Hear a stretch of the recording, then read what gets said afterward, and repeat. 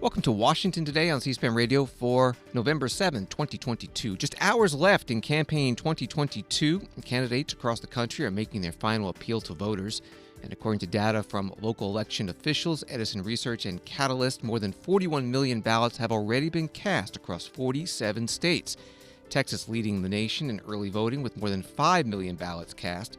Florida is second with 4.7 million ballots cast. And then California with more than 4.1 million. This evening, President Biden will be at Bowie State University in Maryland at an event hosted by the Democratic National Committee on behalf of Democratic gubernatorial candidate Wes Moore. Meanwhile, former President Donald Trump campaigns in Ohio for Republican candidates, including U.S. Senate candidate J.D. Vance and Governor Mike DeWine. Twitter CEO Elon Musk urging followers to cast their ballots for Republicans this year. In a post, he wrote, "Shared power curbs the worst excesses of both parties. Therefore, I recommend voting for Republican Congress, given that the presidency is Democratic." The post was retweeted more than 70,000 times in just 30 minutes. And we begin in Yonkers, New York, just north of New York City, where President Joe Biden campaigned on Sunday for Democratic Governor Kathy Hochul, who was in a close race against Republican challenger Lee Zeldin. We're one of those inflection points, I mean it sincerely, where what's going to happen the next couple years is going to have more to do with what this country looks like 20 years from now than anything else. You know, let's be clear. This will... Well, let Joe talk, okay? What we're talking about. Look, this election isn't a referendum, it's a choice. It's a choice between two fundamentally different visions of America. I've said from the beginning, my objective when I ran was to build an economy from the bottom up and the middle out.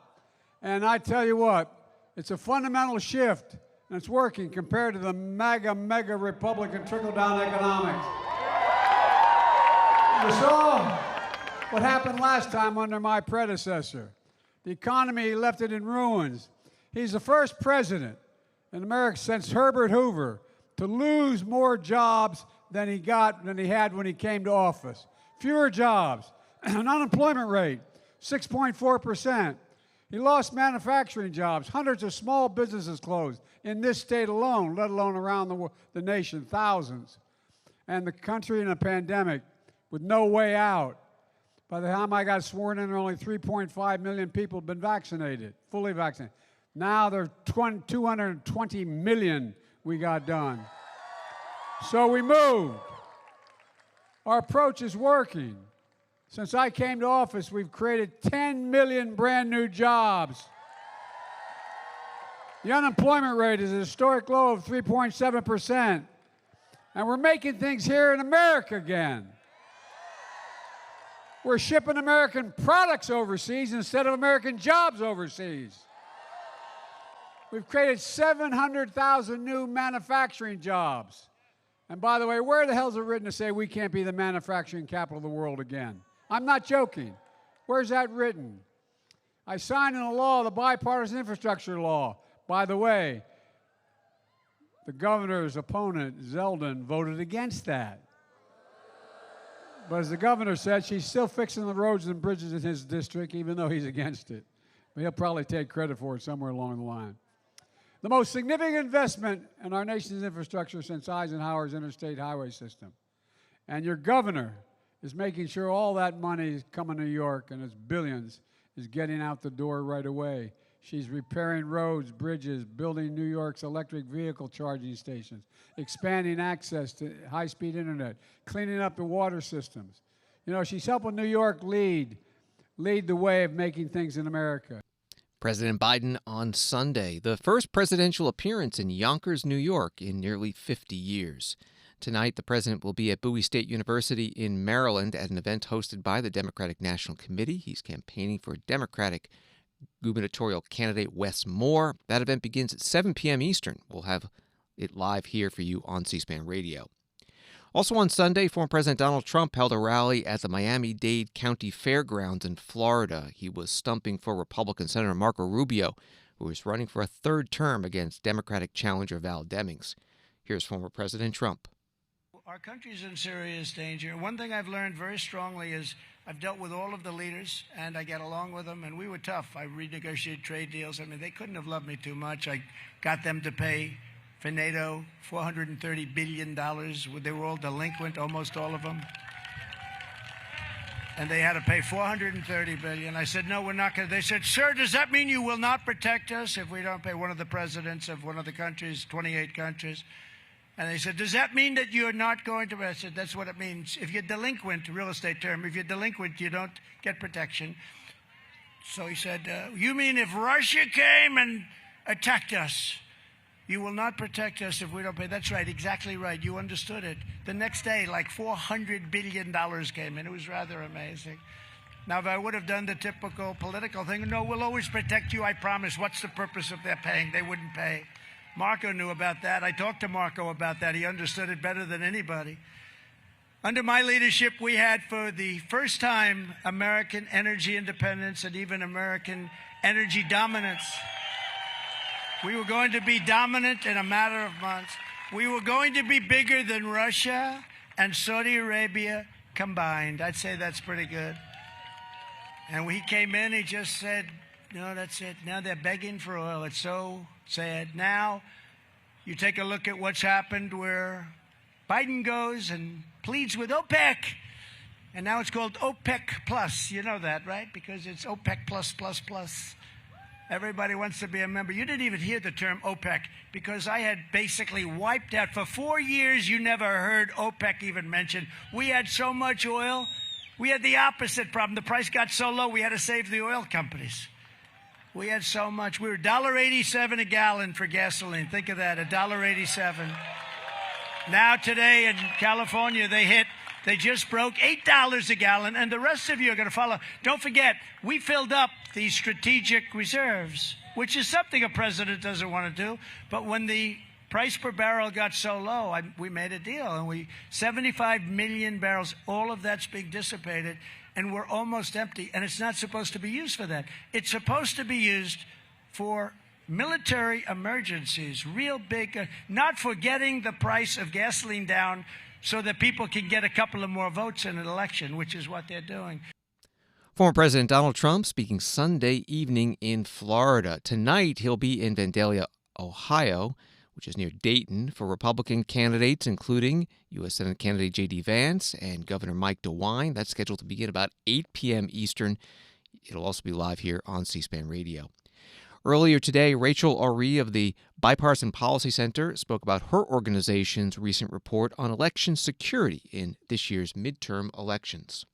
We wrote this report because over the last couple weeks and months leading up to the midterm election, there has been so much controversy around the people in place running our elections. And it is so easy for us to start to feel doubtful when we have these reports being made that the poll workers and the election officials are somehow being infiltrated by election deniers. What we wanted to do was show all of the protections in place that we have protecting our system against what's being called insider threats. You know, those threats are certainly real, but what we wanted to bring to light was why Americans should still trust the voting process. Okay, so what are some of the protections in place that people need to know about? Yeah, so a couple of the key ones we tracked were, one, training requirements for poll workers. 42 states and D.C. require training at the state level for all temporary election workers. Those that don't, either they're vote by mail states and they don't have traditional polling sites and therefore have slightly different training requirements. Others delegate training to the local level, but still we see the vast majority of states having these kinds of protections in place. Also, codes of conduct, making sure that temporary election workers know what is and is not allowed to be done. And in accordance with that, having rules for dismissal. So if a poll worker violates current standing policy or regulation, they would be removed from their post. And finally, partisan parity requirements. The vast majority of states require that state and local election offices strive for balance in the political makeup of their poll workers. This helps add a layer of transparency and accountability to the poll worker process. Let me just go through those again and show the states that you were talking about. 42 states and D.C. require election worker training in state law. This is what the map looks like. 42 states and D.C. require temporary election workers to take oaths of office, and 47 states strive for partisan parity when hiring election workers. Let's start with that last one. So they strive for partisan parity. Why? And what are these election workers doing? Where do they get to stand? What do they get to do? Yeah, so it's a little bit elusive. So we discussed it in terms of poll workers, because that's when most of the public talks about temporary election workers. They're thinking of the people when you show up at a polling place on election day, the person who's checking you in, helping you cast or scan your ballot, those types of things. But temporary election workers work throughout the election process. They do voter check-in, they assist in voter registration, they sometimes assist in counting and auditing votes. They really help support all aspects of election administration, because it is quite a cyclical endeavor.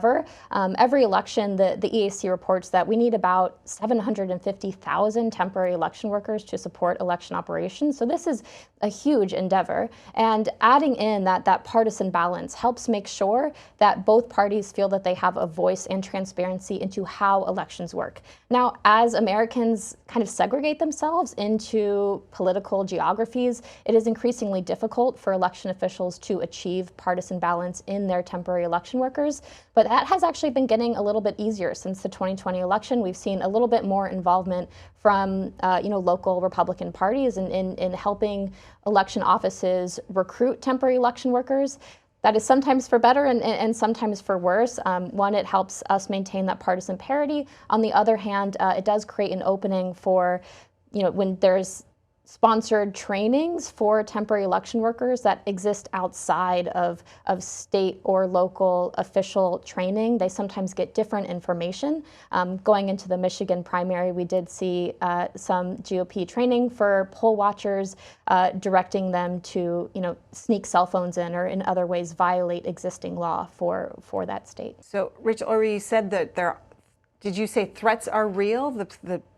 And if so, what are they? Yeah, so a lot of the threats that have been discussed lately are the risk that we see organizations like True the Vote or the Election Integrity Network, organizations that are quite outwardly and vigorously espousing lies about the results of the 2020 election. We have seen them increasingly trying to recruit and train temporary election workers with the pretty explicit aim of trying to unearth fraud. And so we have seen some, in very isolated cases, poll workers at the end of the day saying that they aren't going to, tabulate votes in the machine, that they're just going to hand count all the ballots that were cast. Thankfully, because of bipartisan presence of poll workers, efforts like that have so far been thwarted. In the Michigan primary, one poll worker was charged with tampering with election equipment. He inserted a personal flash drive into the electronic poll book. Thankfully, that electronic poll book does not interact at all with tabulation equipment, and that instance was quickly identified and addressed, and he was ultimately charged. But it is that kind of ongoing risk that as we have the people who are interacting with voters or interacting with voting equipment not believing the results of the election, I think there is some valid concern that those folks might in some way attempt to undermine election results. But at the same time, we have not seen, other than that kind of one instance in Michigan, have not seen any widespread indication that this is happening. And really what we've seen is that the 750,000 temporary election workers are responsible and they're committed to preserving American democracy. And they receive training, as you talked about. Yes. What kind of training do they get? How long does it last? It really depends by the state and even by the locality. In Maricopa County, for example, temporary election workers go through 2 full days of training, which is pretty amazing. We think of that as kind of the gold standard. They learn about everything from how polling places work, where equipment needs to be put, how to check in voters. And depending on kind of what they're assisting with, they will get the really technical background. Justin Roebuck in Michigan, he is the county clerk for Ottawa County. He is a member of our Task Force on Elections, which is a group of state and local election officials from around the country. He is increasingly discussing some of these insider threats risks in his poll worker training, helping poll workers, one, know what they need to do to help support, kind of elections and democracy, and identify any risk of insider threats. I will say one concern is that, resources are really at the heart of a lot of the election administration problems that we have. And when states aren't themselves, paying for and supporting training for election workers, and when it goes down to the local, likely resource-strapped county or local jurisdiction, they're sometimes disincentivized, because if they have to pay temporary election workers to attend training, and then if they want to do a long training, they have to pay more, and they might not have the resources to do that. So there is some kind of structural discrepancies in terms of how training takes place that we can address in the longer term. What about early voting and mail-in absentee votes? Are there election workers that deal with the opening of those ballots or the counting of those ballots? Yeah, so there are temporary election workers that assist in things like verifying the identity of the mail voter. Typically, in most states, that's done by verifying the signature on that mail ballot envelope. States, by and large, do have vigorous training for those individuals, and it's almost always done by a bipartisan group of individuals who are verifying that signature. When it comes down to actually interacting with the ballots, there is a much higher standard for training and vetting for those temporary election workers. Early voting, it depends a little bit whether it's in person, like polling place style, or whether it's more by mail, in which case the training would kind of be more similar to the election day style or be more like mail voting. Rachel Oree is the Associate Director of the Bipartisan Policy Center's Elections Project on C-SPAN's Washington Journal. You can find the full segment at cspan.org/Washington Journal. Washington Today continues in a moment. Election Day, November 8th, starting at 8 p.m. Eastern. Watch C-SPAN's live election night coverage to see which party will control Congress. Hear the results as they happen from House, Senate, and governor races from around the country. See victory and concession speeches from the candidates on C-SPAN, the C-SPAN Now free mobile app, and at cspan.org/campaign2022.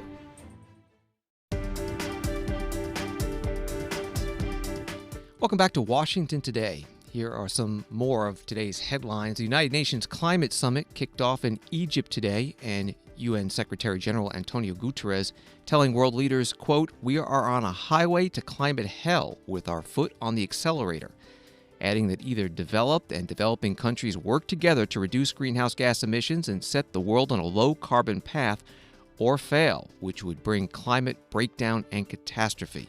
More from the Secretary General in a moment. A Russian businessman who's been accused of running internet troll farms to sway U.S. politics admitted for the first time that he has interfered in U.S. elections and would continue to do so in the future.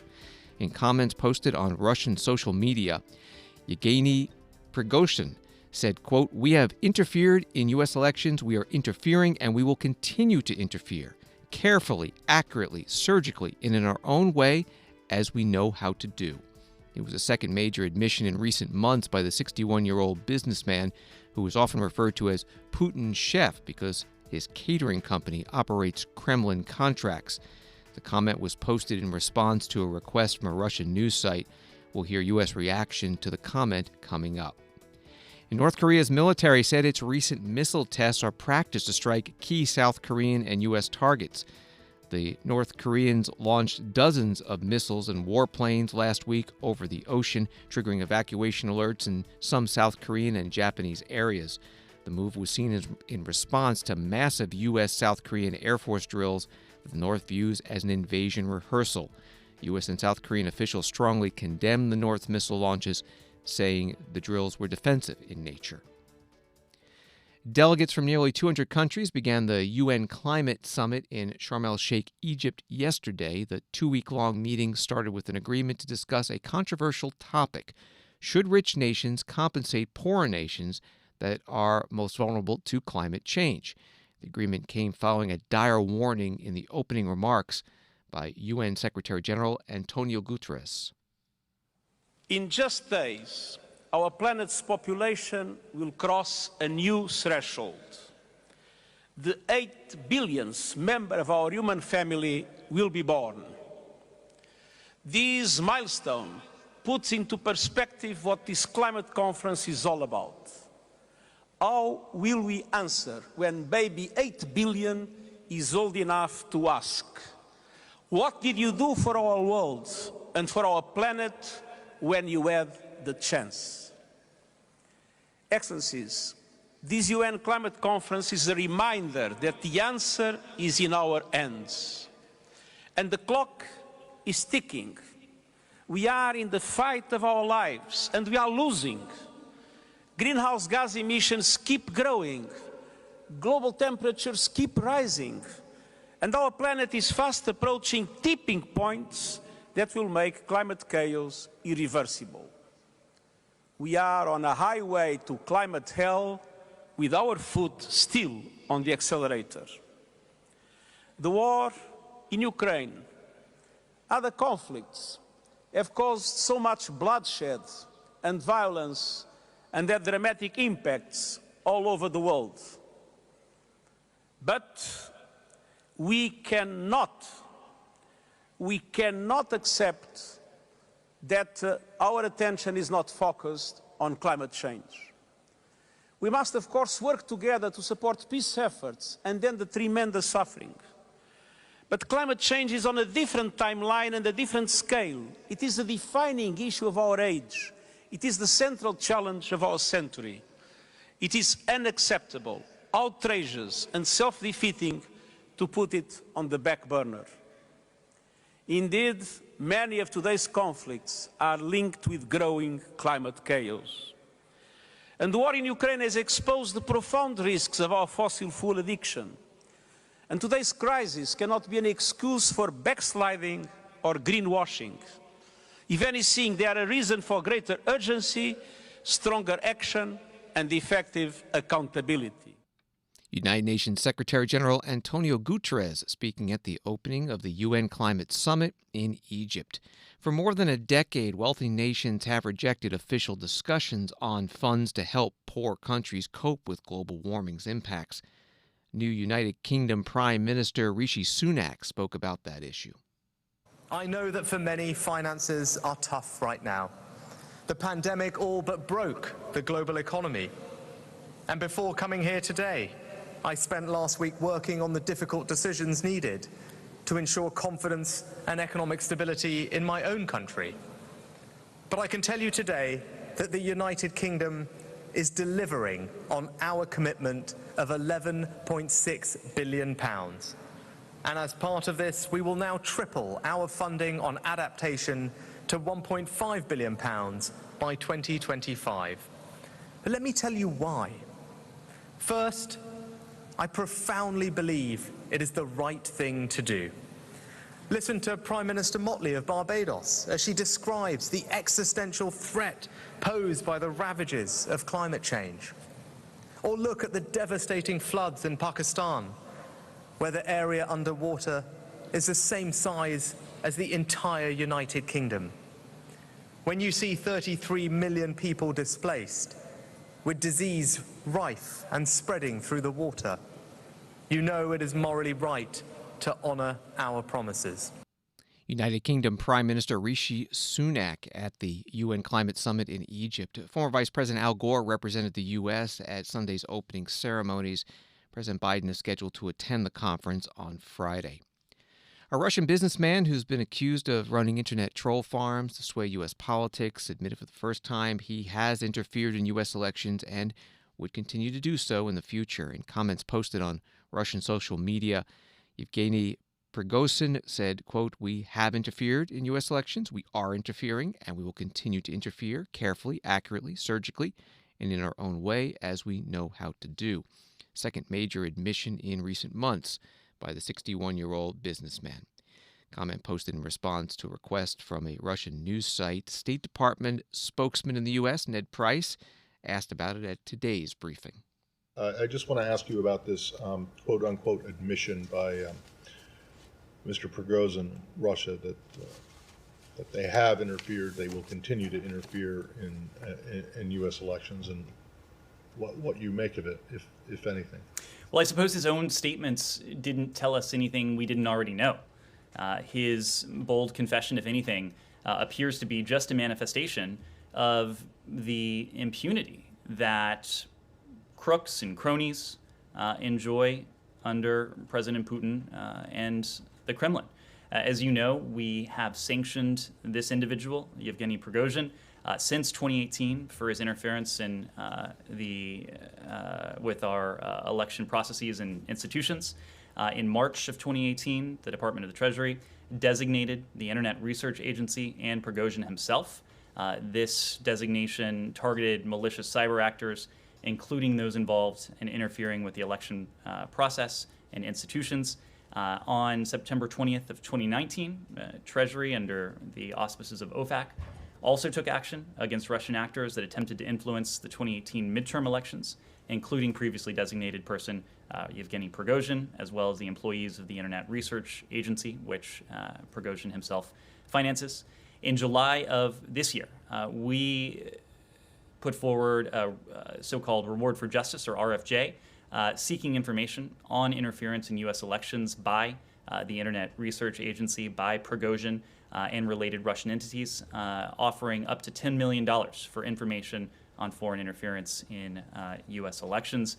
We all know, especially today, but every day, the free and fair elections are cornerstone of American society, of American democracy. We won't tolerate interference in our elections regardless of where it comes from. We've demonstrated that not only with our words, but with our deeds. In addition to the sanctions against Prigozhin, against the IRA, this administration has announced sanctions against Russia. We did so in April of 2021 in response not only to Russia's malicious cyber attack in the context of SolarWinds, in the context of what it had done to Mr. Navalny with the chemical weapons attack, what it was doing to Mr. Navalny's supporters, but also in response to its interference in our elections. We've done the same against Iran. We are prepared to do the same against any other state or entity that would seek to interfere in our democratic processes. State Department spokesman Ned Price being questioned by Matt Lee from the Associated Press at today's briefing. Reminders, starting at 8 p.m. Eastern tomorrow, we'll have live election night coverage. And to see which party will control Congress, you'll hear the results as they happen from House, Senate, governor's races from around the country, including victory and concession speeches from the candidates. Listen here on C-SPAN Radio, watch on C-SPAN Television, or follow us on the C-SPAN Now app. And watch on demand and explore all the results on our website, cspan.org/campaign2022. And at today's White House briefing, the Press Secretary Karine Jean-Pierre confirming President Biden plans to speak about the election results on Wednesday. Just some housekeeping to start. Can you give us a sense of what the president will be doing tomorrow on Election Day, tomorrow night, and if he has any plans to make an address on Wednesday after the results? So a couple of things there I'll lay out for you all tomorrow and also on Tuesday. So tomorrow and Tuesday, the president will have a full schedule here at the White House. As I've previously said, we expect the president will address the elections the day afterwards. And when we have details on the timing of that, we of course will share it with all of you. But I also just want to note, as you all know, because you guys have covered these past couple of years, in 2022, it took 2 weeks to call every state. In modern elections, more and more ballots are being cast in early voting and also by mail. And many states don't start counting those ballots until after the polls close on November 8th. So you heard the president say this the other night. He has been very clear on this as well. We may not know all the winners of elections for a few days. It takes time to count all legitimate ballots in a legal and orderly manner. That's how this is supposed to work, and it's important for us to all be patient while votes are being counted. This is not just for all of you, but this is also for the folks who are watching. And so I think it's important to just remind folks that's something that people should be mindful of as well. The White House Press Secretary Karine Jean-Pierre with reporters at today's briefing. And one more note, you can hear how past presidents responded to midterm elections on our podcast, The Weekly. That's our weekly look into the C-SPAN video library. The episode is Thumping and Shellacking, Presidents React to Midterm Elections. Starts with Bill Clinton's reaction in 1994 through Donald Trump's in 2018. Find it wherever you listen to podcasts. Just search C-SPAN The Weekly. And thanks for listening to Washington Today. Get the stories Washington is talking about delivered to your inbox every day by subscribing to C-SPAN's evening newsletter word for word. Sign up at c-span.org/connect. Have a good night.